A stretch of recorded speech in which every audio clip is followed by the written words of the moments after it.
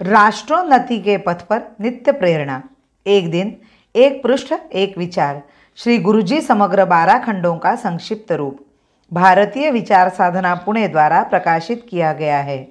मैं डॉक्टर श्रीमती स्वाति सदानंद गोडबोले इन विचारों के एक पृष्ठ को प्रतिदिन वाचन के माध्यम से आप तक पहुंचाने का प्रयास कर रही हूं। यह प्रकाशित विचार हमें प्रतिदिन प्रेरणा देते रहेंगे। आज दिनांक 11 फरवरी का विचार। सामाजिक बुराइयां।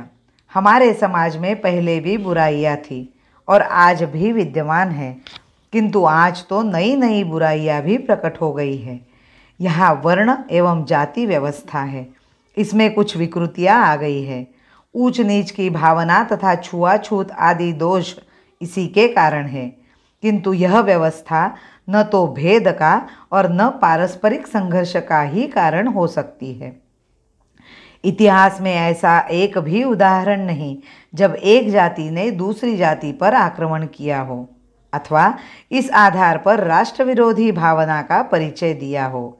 इसके विपरीत दिखता तो यही है कि पृथ्वीराज के विरुद्ध मोहम्मद घोरी को आमंत्रण देने वाला जयचंद, महाराणा प्रताप के विरुद्ध अकबर के मंसूबों को पूरा करने में सहायक मानसिंह, संभाजी को पकड़कर उनका वध कराने वाला उनका मामा तथा पेशवाओं के शनिवार वाड़े पर लगे भगवे ध्वज को उतारकर उसकी जगह अंग्रेजों के यूनियन जैक को फहराने वाला, सब उसी जाति के व्यक्ति थे। तो झगड़ा जाति जाति के बीच नहीं, व्यक्ति व्यक्ति के बीच था। जातियों ने तो कभी कभी संपूर्ण राष्ट्र की कल्पना लेकर आचार धर्म के नियमों को भंग करके भी राष्ट्रीय एकात्मता का ही परिचय दिया।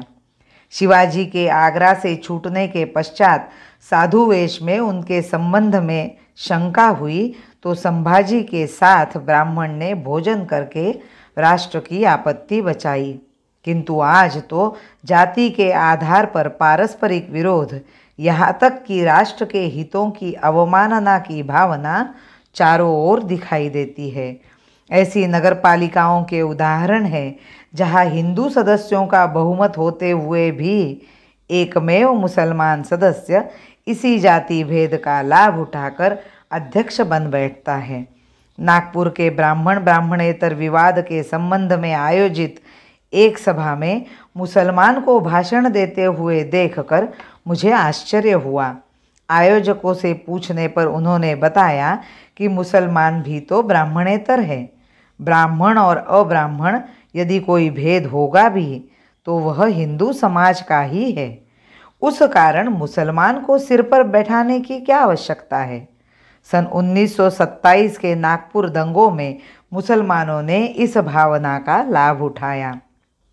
ब्राह्मणेतर यह समझते रहे कि मुसलमान तो ब्राह्मण को ही समाप्त करेंगे, किंतु दंगों के बाद उनकी आंखें खुली और उन्हें पता चला कि मुसलमान केवल ब्राह्मणों का नहीं, वह तो हिंदुओं का विरोधी है। इसी प्रकार संप्रदाय, पंथ, भाषा आदि का आधार लेकर भेदमूलक संघर्ष की भावनाएं खड़ी हो गई हैं। पूर्व काल में इतनी भाषाएं भी नहीं थी। तमिल को छोड़ा तो अन्य भाषाएं 1000 वर्ष से पुरानी नहीं हैं।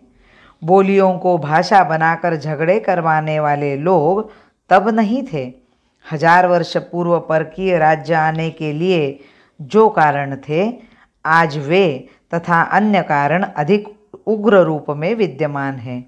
हमें इन सब का निराकरण करना होगा।